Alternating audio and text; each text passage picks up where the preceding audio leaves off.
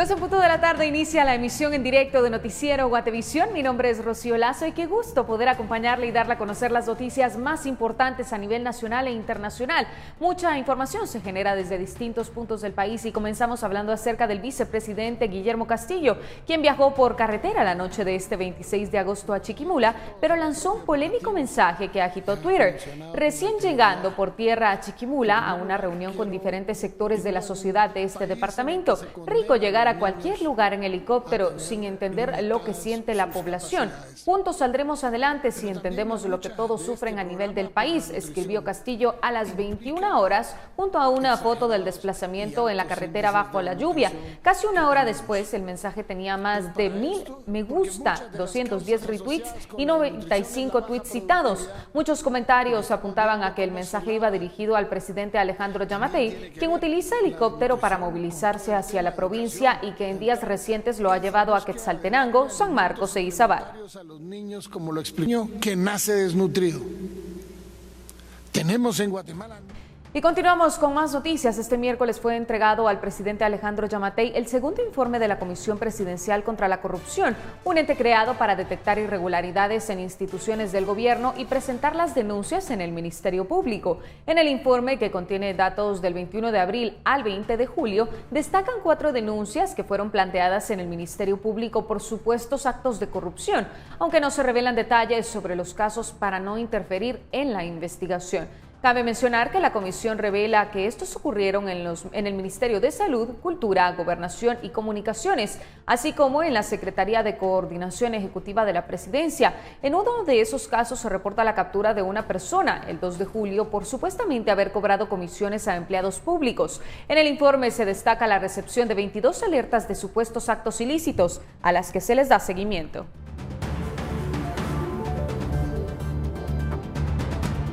Y el presidente del FC Barcelona, Josep María Bartomeu, estaría dispuesto a dejar su cargo a cambio que Lionel Messi se quede en el club. Así lo señalan medios internacionales. Bartomeu dejaría el cargo toda vez que Messi se exprese públicamente sobre este pedido y diga que es el problema para su permanencia.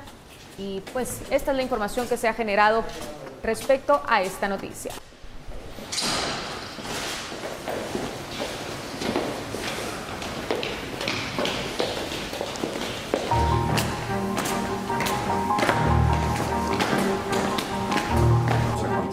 Y la más reciente actualización del Ministerio de Salud Pública y Asistencia Social señala que se diagnosticaron 1.138 nuevos contagios tras efectuar 3.793 pruebas. Con ello, el país contabiliza 71.856 casos. Se reporta que 23 pacientes perdieron la vida.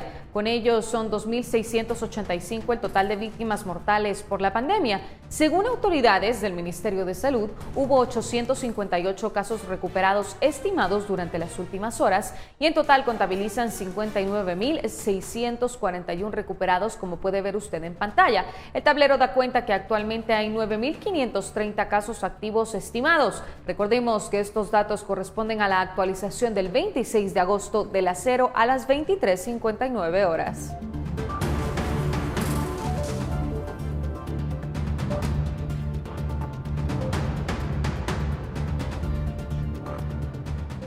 Y el estado de calamidad, pues que se prorrogue por 30 días más a partir del 5 de septiembre, depende de que los diputados del Congreso de la República den el visto favorable al decreto gubernativo 17/2020. Esta mañana comenzó el tercer debate del mismo y Felipe Garrán se encuentra en la sede del Legislativo para contarnos en qué punto se encuentra la votación. Felipe, muy buenas tardes, te escuchamos.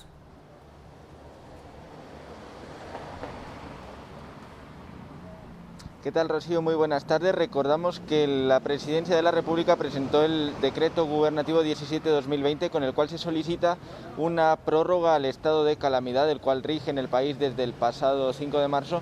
Esta sería una sexta prórroga para comenzar el próximo 5 de septiembre.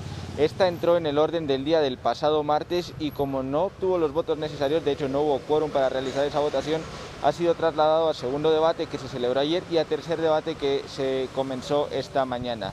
Dentro de la discusión que hemos tenido a lo largo de la mañana en el hemiciclo, Ligia Hernández, diputada de la bancada Semilla, hizo esta moción que es la que ha tenido la mayor parte de la discusión hasta el momento. Vamos a escucharla. se entre a conocer el punto relacionado con la discusión del tercer debate por artículos y redacción final del proyecto que ratifica el decreto gubernativo número 17-2020 emitido por el presidente de la República y Consejo de Ministros, por medio del cual se prorroga por 30 días más el plazo de vigencia del estado de calamidad pública, contenido en el decreto 5-2020 y que posteriormente, en el punto siguiente, se aborde la elección de magistrados a Corte de Apelaciones y otros tribunales colegiados de igual categoría y magistrados de la Corte Suprema de Justicia con base a la sentencia de amparo en única instancia dictada por la Corte de Constitucionalidad.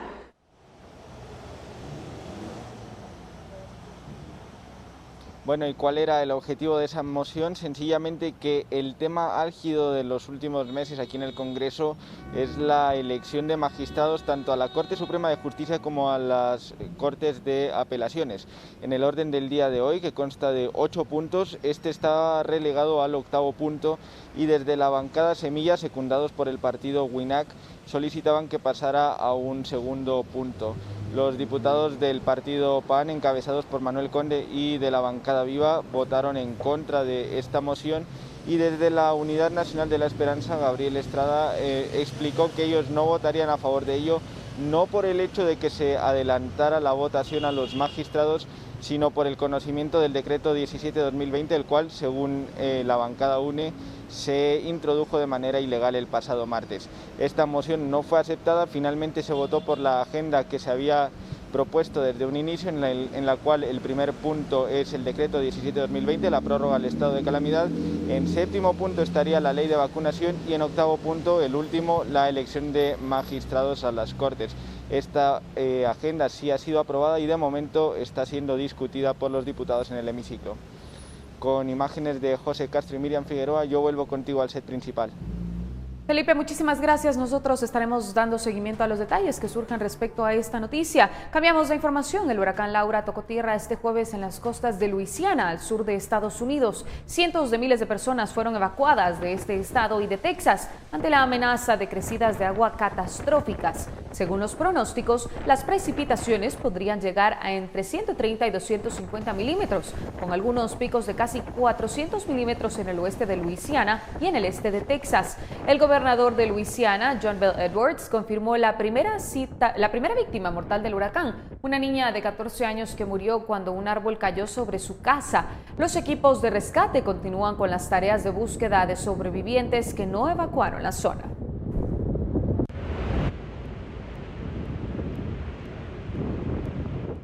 Y las inundaciones repentinas que se han producido en los últimos 2 días en varias provincias de Afganistán han dejado hasta el momento 160 fallecidos y casi 200 heridos. Esto según el último balance ofrecido este jueves por las autoridades. La provincia más castigada es Parwan, en el norte, donde las autoridades cifran entre 85 y 100 los fallecidos, mientras que en Kabul ha habido al menos 19 víctimas mortales. Las labores de búsqueda y rescate continúan en las zonas afectadas por las inundaciones, que han destruido además cientos de viviendas.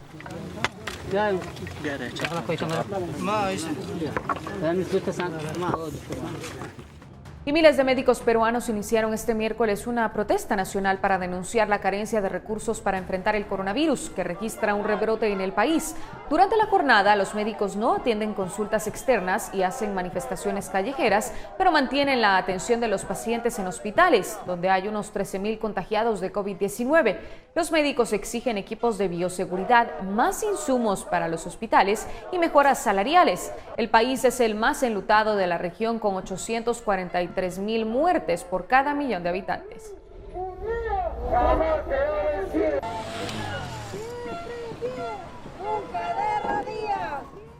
Con esta información vamos a una breve pausa, pero volvemos con más.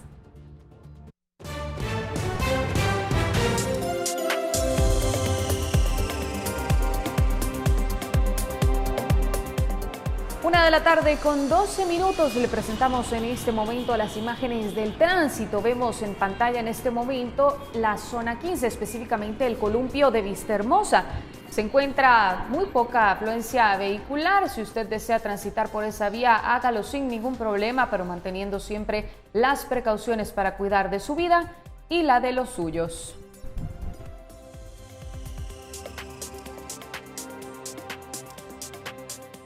Y el ex candidato presidencial Luis Fernando Pérez no logra obtener arresto domiciliario. La petición fue rechazada por el juzgado de mayor riesgo D. Los abogados defensores de Pérez pidieron las medidas sustitutivas, pero el Ministerio Público mostró que en febrero pasado se evadió la prisión preventiva cuando estaba en un hospital. El periodista Edwin Pitán tiene los detalles. Edwin, muy buenas tardes. Vamos contigo. Hoy los abogados defensores del ex candidato presidencial Luis Fernando Pérez tuvieron un intento fallido en su intención de sacarlo de prisión preventiva. Durante una audiencia de revisión de medidas en el juzgado de mayor riesgo D, ellos solicitaron a la jueza Erika Aifán obtener algunas medidas sustitutivas como arresto domiciliario. Sin embargo, durante esta audiencia el Ministerio Público logró mostrar algunas fotografías en las que evidenciaron que Luis Fernando Pérez en febrero pasado evadió la prisión preventiva cuando estaba en un tratamiento médico en un sanatorio privado. En el momento en que toma la fotografía está justamente en la línea divisoria de los dos carriles.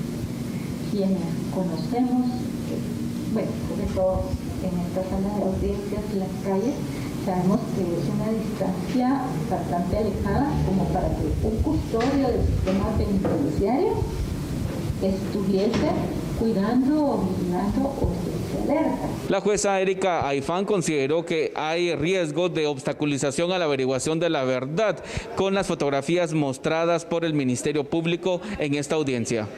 Estimo que es procedente declarar sin lugar la solicitud de revisión de medida de coerción formulada por la defensa del señor Luis Fernando Pérez Martínez. En consecuencia, dicha persona deberá continuar guardando prisión preventiva en el lugar en el que se encuentra recluido.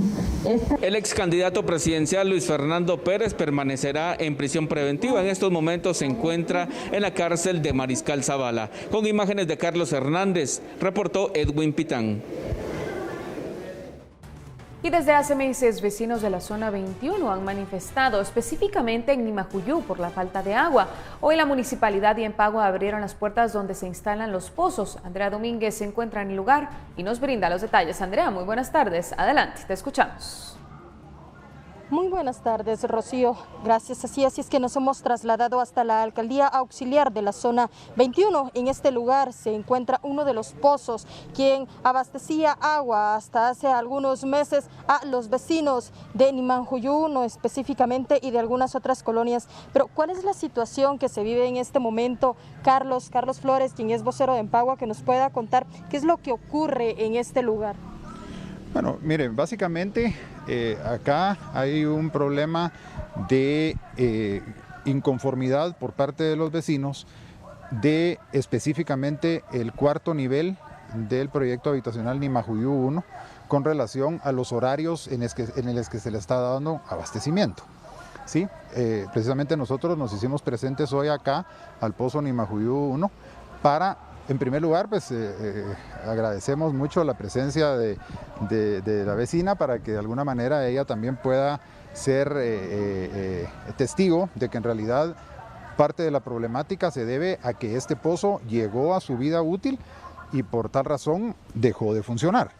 Entonces, ya teniendo esa dificultad, Empagua tuvo que buscar una fuente alterna de abastecimiento y eso pues lógicamente va cambiando, digamos, las condiciones del abastecimiento, ¿sí? Sin embargo, pues obviamente nosotros estamos conscientes de la situación y sobre todo en la situación que estamos actualmente y por tal razón es que estamos haciendo todos los esfuerzos. La parte técnica de verdad está trabajando incansablemente para buscar una solución. Ya se están tomando acciones concretas para poder mejorar las condiciones del horario de servicio, que es específicamente, como les repito, en la parte del cuarto nivel del complejo Nimajuyú 1. ¿Verdad? Y entonces hay varias aristas de ese problema, entre ellos precisamente es porque ese complejo, a diferencia de Nimajuyú 2, no cuenta con una bomba que rebombea el agua que sí está llegando a los primeros 3 niveles y ya no logra llegar con la fuerza suficiente al cuarto nivel. Si bien la problemática del agua, Carlos, se está dando en varias zonas de la ciudad capital, hemos visto manifestaciones a lo largo de las últimas semanas, por ejemplo en zona 18, también acá en zona 21, zona 7.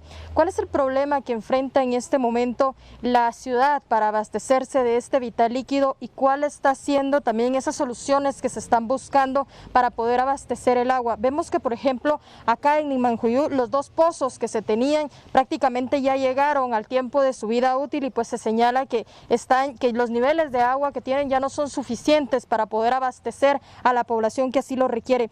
¿Cuántos pozos ya en la ciudad están fuera de servicio, que ya no pueden continuar abasteciendo? Pero también este vital líquido, ¿de qué forma en este momento se está tratando de solucionar o encontrar para que las zonas más afectadas puedan tenerlo? Ok, bueno, mire, primero sí me gustaría dejar claro algo.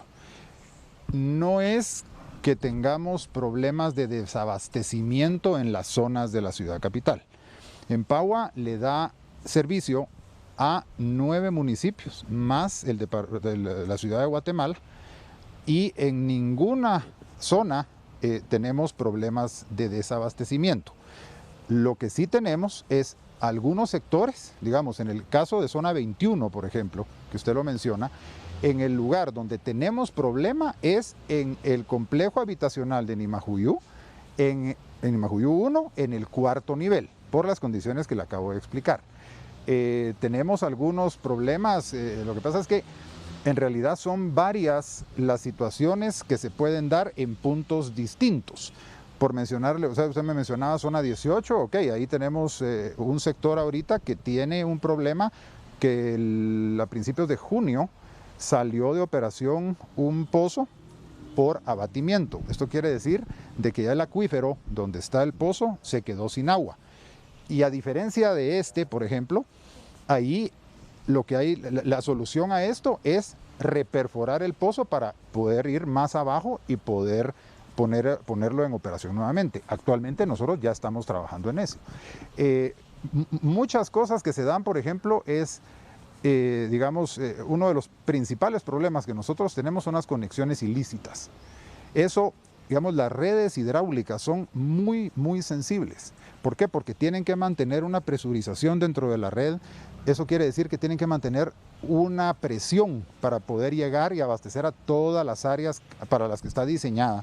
Y cuando hay conexiones que no están o están fuera de ese diseño, es donde se da este fenómeno que no solo afecta a la parte donde se conectó, sino que también no abastece de una manera apropiada de la gente que se está conectando ilícitamente.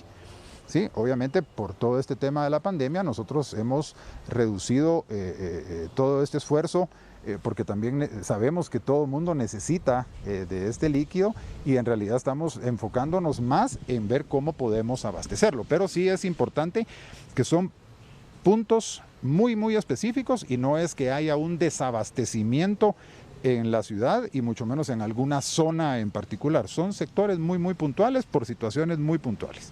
Para ir finalizando, Carlos, cuando usted señala que hay conexiones ilícitas, ¿cuántas conexiones en específico ustedes ya han identificado?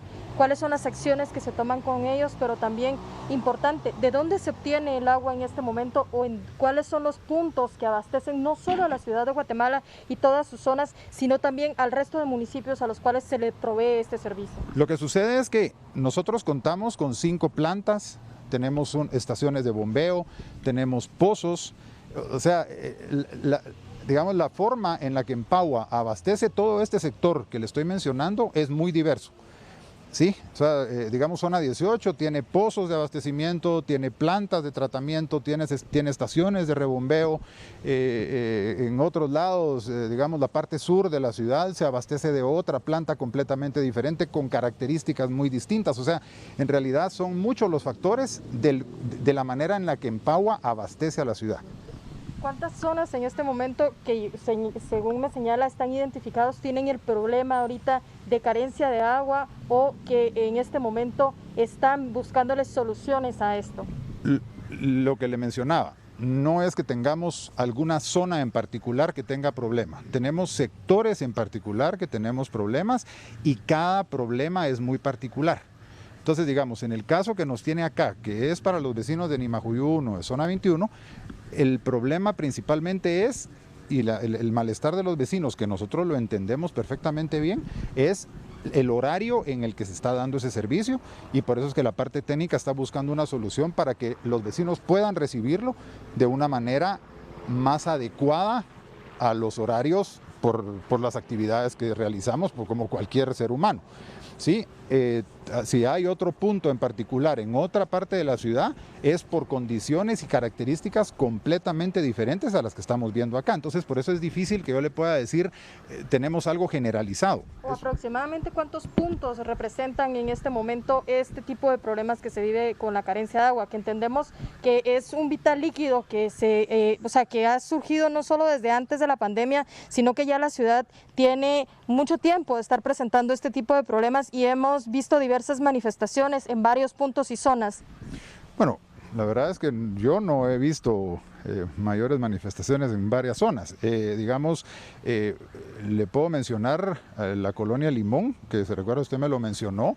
Por ejemplo, ahí tenemos el problema, como le menciono, que el pozo que los abastece a ellos sufrió un abatimiento, que eso significa que el acuífero se quedó sin agua, y entonces hay necesidad de tener que profundizar más el pozo para poder abastecer.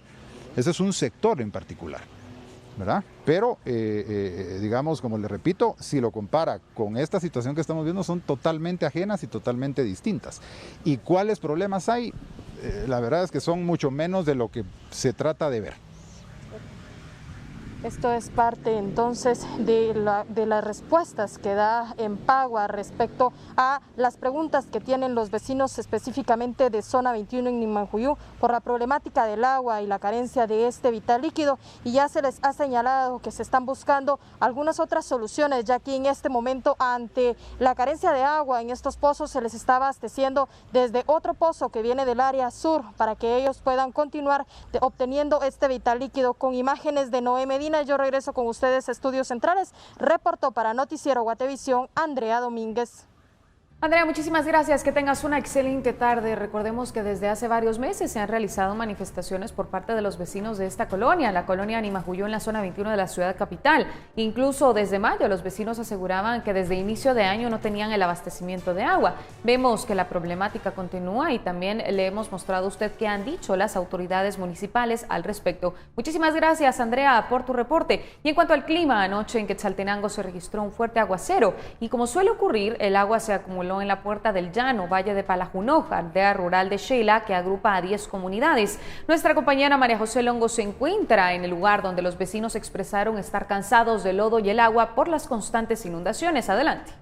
En el estudio y a toda la audiencia de Guatevisión, me encuentro en el sector conocido como la Puerta del Llano, en el ingreso al Valle de Palajunoj, un sector que agrupa 10 comunidades del área rural de Quetzaltenango. Es común que en este lugar las constantes lluvias provoquen acumulación del agua, y en esta ocasión no ha sido la excepción. El fuerte aguacero de anoche provocó que de nuevo el agua se acumulara en el ingreso a este sector, provocando complicaciones para la movilidad. Los vecinos indicaron estar cansados de esta situación que ocurre con frecuencia durante el invierno. No podemos ni transitar, ahí sí que ni en carro ni caminando, vaya, al menos ahorita ya bajó un poquito el agua porque más tempranito había más agua y sí, la verdad sí nos dificulta bastante el paso a todos los vecinos de por acá. Aquí sí nos afecta bastante. Queremos pues que alguien de las autoridades ponen alto, pues algo por su parte, ¿verdad?, que nos ayuden, que colaboran con nosotros como vecinos de este lugar, ¿verdad, señor? Por favor, porque sí, señor, nos afecta bastante, porque a veces hasta entran en las casas también cuando estamos. Ay, Diosito lindo. Sí, nos afecta bastante, señor, porque no hay donde se va el agua, ahí se acumula todo y se hundan hasta los carros, ya no. El lodo que baja, puro charco se vuelve, y ya tiene años que las autoridades han dicho que van a hacer algo y nunca han hecho nada. Lamentablemente, ¿verdad? Seguimos con lo mismo, dice, solo nos ofrecen tanta cosa. Así como lo escuchó, los vecinos piden que las autoridades solucionen este problema, ya que con las diferentes administraciones municipales que ha tenido la ciudad de Quetzaltenango, esta situación no ha podido solucionarse. Así que los vecinos piden a las autoridades que tomen alguna medida. Este año la municipalidad asignó a una empresa por 3.4 millones de quetzales para la limpieza de los tragantes. Se asignó también la limpieza de las lagunas que sirven para el agua que se acumula en sectores como estos. Desde Quetzaltenango para Noticiero Guatevisión, María Longo. María, muchísimas gracias. Y pues se planea que las lluvias continúen para este fin de semana, así que vamos en este momento con Pamela Valdés a conocer las condiciones del clima para que usted las pueda tomar en cuenta. Pamela, muy buenas tardes. Qué gusto saludarte. Continuamos con totalmente nublado en la mayor parte del periodo. Durante la mañana se registraron lloviznas. Es muy probable que estas lloviznas continúen y también se pueden registrar fuertes lluvias, especialmente sobre la franja transversal del norte, los departamentos ubicados en el centro y acompañadas de actividad eléctrica en todos los departamentos de nuestro país, como ustedes pueden apreciar en esta gráfica del territorio nacional. Veamos las condiciones en los próximos días, específicamente en la ciudad capital. Esperamos para el viernes tormentas eléctricas. El sábado tendremos parcialmente nublado o totalmente nublado en la mayor parte del periodo, y para el domingo también se estarán registrando estas mismas condiciones de cielos entre parcialmente soleados o cielos parcialmente nublados, y las condiciones de temperatura se estarán registrando entre los 24 y 25 grados centígrados. Y por último, la salida del sol esperamos mañana a las 5:50 de la mañana y se ocultará a las 6:16 de la tarde. Hasta aquí yo con la información del clima. Regreso contigo, Rocío. Y con la llegada de COVID-19 al país, muchas personas tuvieron que tomar la modalidad de teletrabajo para poder seguir con sus labores. Sin embargo, no toman en cuenta que algo tan sencillo como la postura puede afectar en la productividad. Paula Osaeta nos amplía los detalles. Paula, muy buenas tardes. Vamos contigo. Hola Rocío, buenas tardes. Esta mañana en el Congreso de Seguridad Industrial que realiza Cámara de Industria, expertos en teletrabajo hablaron sobre la importancia de la ergonomía. Normalmente las personas que están trabajando actualmente por la pandemia en sus casas no se han puesto a pensar en la importancia de tener un escritorio o una silla adecuada, y si no se tiene, esto podría afectar el rendimiento en su trabajo. El campo visual principalmente, ya debe ser desde 50 a 80 centímetros aproximadamente. Acá el tema del codo, el ángulo del codo entre 90 y 120, ya los pies deben estar bien apoyados en el suelo, ya la rodilla debe tener un ángulo de 90 grados, ya debe haber una profundidad adecuada principalmente del escritorio, ya ojalá unos 80 centímetros de profundidad. Se debe evitar contactar lo que es la zona del muslo, ya con la zona superior o el borde inferior, mejor dicho, del escritorio. Otro punto importante es cómo nosotros ambientamos el puesto de trabajo o el ambiente de trabajo, o mejor dicho, la estación de trabajo. ¿Ya? Y para esto también hay que tener en cuenta que hay efectos psíquicos de los colores. No es lo mismo tener colores fuertes, colores claros, ya, o colores irradiados dentro de los ambientes de trabajo. El ruido en el lugar de trabajo, ya, un ruido importante en el lugar de trabajo baja los niveles de atención, ya lleva a un aumento de los errores, también involucra un bajo rendimiento, también puede causar somnolencia e irritabilidad en la persona. Por eso es importante, y las consideraciones a tomar principalmente están orientadas a que el trabajador en sí pueda estar en un ambiente cómodo y libre de ruidos importantes. Entre las recomendaciones que da la Organización Mundial del Trabajo para los trabajadores mayores de 18 años es que tengan momentos de descanso mínimo cada 150 minutos. Además, durante este tiempo de descanso se recomienda escuchar música, pues esto puede desestresarlos. Esta es la información que yo tengo hasta el momento. Regreso con ustedes al estudio para Noticiero Guatevisión, Paula Osaeta.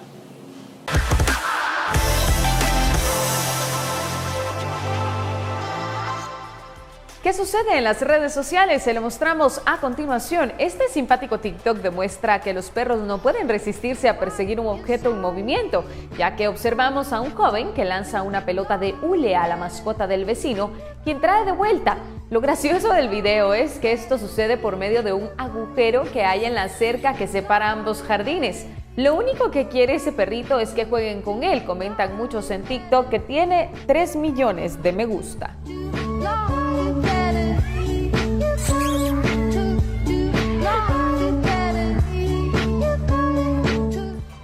Y el siguiente reel de Instagram ha maravillado a los usuarios que expresan su asombro en los comentarios al observar el talento de esta karateca. El atleta mezcla las artes marciales para lograr patear pelotas de fútbol y lo consigue, como ve usted, de forma verdaderamente sorprendente.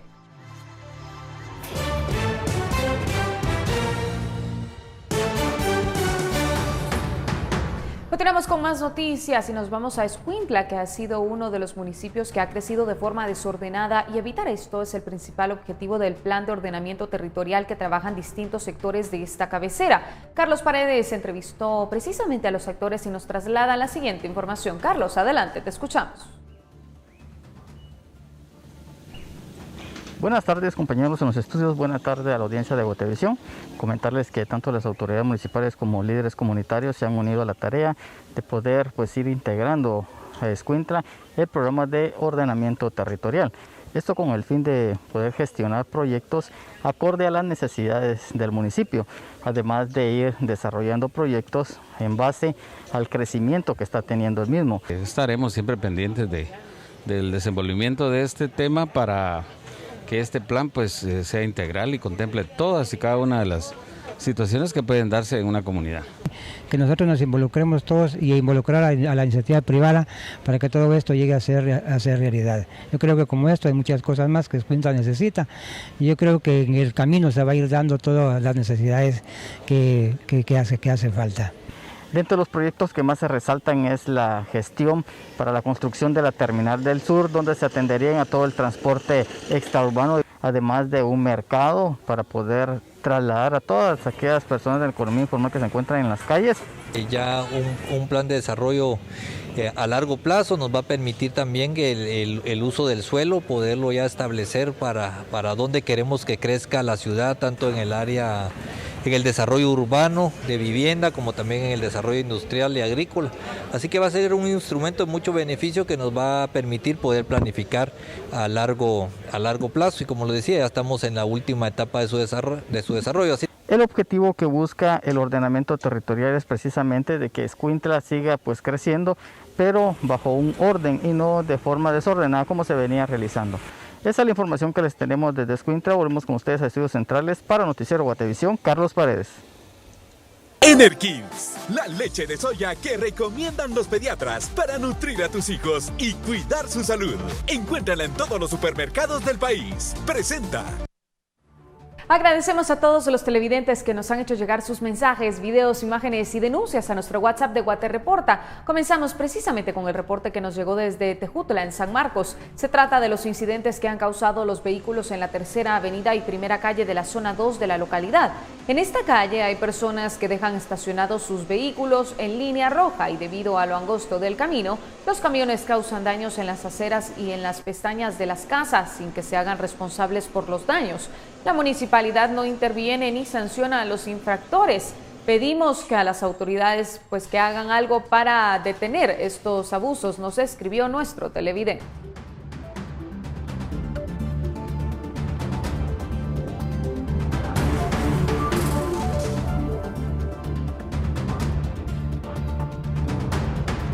Y la fase de reapertura del servicio del Transmetro sigue su marcha, pero ya hay quejas de televidentes sobre la falta de control sanitario dentro de estas unidades. Nuestro televidente Ricardo Bardón nos compartió videos que grabó en el interior de una unidad del Transmetro para evidenciar que no se cumple con los protocolos de seguridad y distanciamiento social. En la unidad hay aglomeración de personas. ¿Dónde está lo que ha dicho el alcalde y el protocolo sanitario? Por favor, sean más eficientes para evitar los contagios de COVID-19, nos ha reportado nuestro televidente.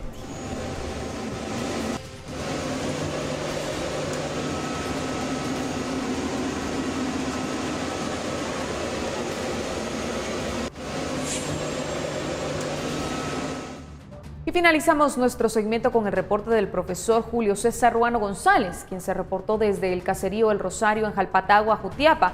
Nuestro televidente nos compartió videos de su señora madre Fidela González García, de 85 años, quien prepara la masa en piedra de moler. A mi mamá le encanta pasar la masa en la piedra porque las tortillas salen más suaves. Cuando se recalientan o se doran, son más sabrosas y se disfrutan más en las comidas, nos reportó. En sus pantallas ven estas sabrosas tortillas cocidas en comal de barro.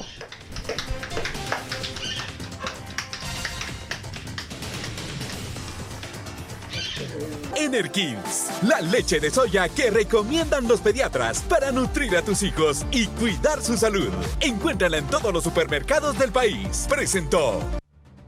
Quédese con nosotros. Al volver de la pausa tendremos más noticias, específicamente de cosas que ocurren en Nevaj, Quiché. Quédese con nosotros.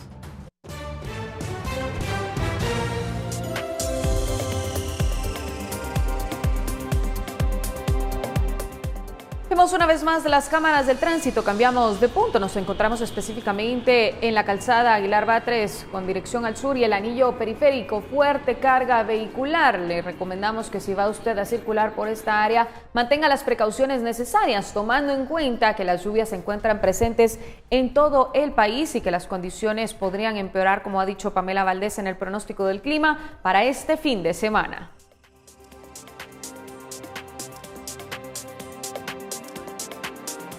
Continuamos con más noticias. Miembros del Comité de Desarrollo Campesino entregaron una solicitud en la municipalidad de Nevaj, Quiché, donde exigen dejar sin efecto el reglamento de construcción. Además, piden que el alcalde se rebaje el salario y los concejales las dietas que han recibido por reunión, pues ellos han amenazado ya con una serie de manifestaciones. Veamos. Los integrantes de Codeca indicaron que el reglamento de construcción afecta a los vecinos más pobres de Nevaj y no es momento de más impuestos. Acusaron a las autoridades municipales de no trabajar en los últimos 6 meses. Además, exigieron que el alcalde rebaje su salario y los concejales el cobro de las dietas por reuniones. Al actual alcalde municipal y el consejo municipal que dejen sin efecto el aumento al sueldo y salario, así como también dejar sin efecto el aumento a las dietas y dejar en el momento anterior y reintegren todo lo recibido durante los 6 meses de administración municipal. Las autoridades municipales de Nevaj indicaron que todos tienen derecho a hacer solicitudes, pero será el Consejo Municipal el que al final decida qué hacer. Por lo tanto, ellos pueden pedir lo que quieran, pero que se les dé, no lo sé, porque no depende de mí, depende del Consejo Municipal, que es la máxima autoridad del municipio de Santa María Nevaj. Los vecinos indicaron que si la respuesta no es positiva a sus peticiones, iniciarán con manifestaciones. Para Noticiero Guatevisión reportó Héctor Cordero. Conmoción causó en los habitantes del pequeño municipio de Chinique, Quiché, el entierro del primer vecino por COVID-19 en el cementerio general de ese municipio. Con asombro, los vecinos observaron cómo un grupo de trabajadores del Centro de Atención Permanente cargaban el féretro protegidos con trajes especiales, una imagen que nunca se imaginaron, ya que hasta hace 15 días Chinique era uno de los 2 municipios que no presentaba casos positivos de COVID-19 en Quiché. Pero al darse la apertura parcial del país, en 4 días llegó a 5 casos y el número de personas en cuarentena también aumentó. Los vecinos se quejan de la poca acción del alcalde, que no se adelantó a habilitar un espacio en el cementerio para colocar a las personas que fallecen por esta enfermedad. 4 positivos a COVID-19 que se encuentran con estado de salud estable, pero lamentamos el fallecimiento de una persona de sexo femenino de 60 años de edad, quien a partir de fecha 18 de agosto se encontraba ya hospitalizada en el Hospital Santa Elena de Santa Cruz. Sin embargo, el día de hoy nos dan la triste noticia que ella ha fallecido en hora de la madrugada. Sin embargo, con ella ya los familiares hicieron ya los trámites respectivos. Nosotros continuamos con información internacional. Los alumnos españoles de 6 años o más deberán llevar mascarillas a clase, anunció este jueves el gobierno, que de hecho presentó un plan para reabrir las escuelas a pocos días del comienzo del nuevo curso académico. Dado que España registra la mayor prevalencia de coronavirus en Europa Occidental y diagnostica miles de nuevos casos cada día, se ha especulado con que el inicio de clases podría posponerse en las zonas más afectadas. Además del uso de la mascarilla, los niños deben mantener una distancia de 1.5 metros entre sí, mientras que los estudiantes de primaria serán asignados a pequeños grupos para asistir a todas las clases y recreos. Y en otra información, el director científico de la biotecnológica Moderna se dijo este jueves muy contento de los resultados de su vacuna contra la COVID-19, que generó una respuesta inmune prometedora, incluso en pacientes de edad avanzada, aunque advirtió que ninguna vacuna es efectiva al 100%.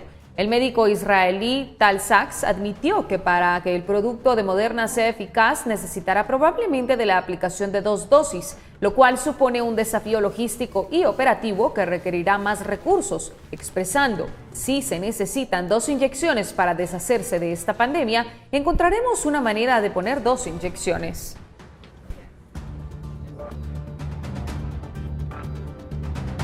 Francia anunció este jueves el uso obligatorio de la mascarilla en todo París y Alemania, y Corea del Sur, considerados modelo en el control de la pandemia, también aumentaron las restricciones ante un virus que sigue ganando terreno.